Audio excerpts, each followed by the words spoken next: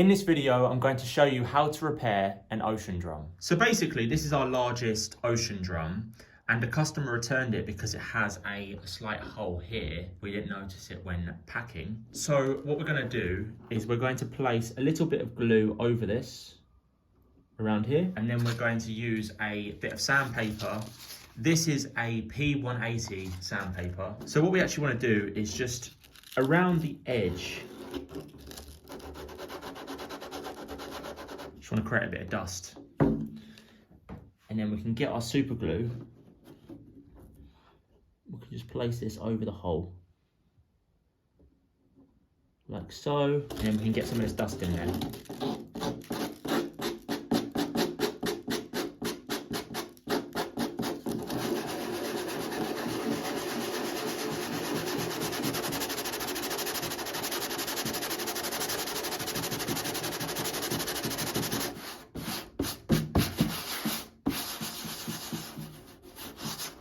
Clean the drum, bit of water, just get a little bit of oil, just to stop it being so dry. So that hole is now filled and the drum is fixed. Anyway, I hope you liked this video, and if you did, you will really like this video on screen now.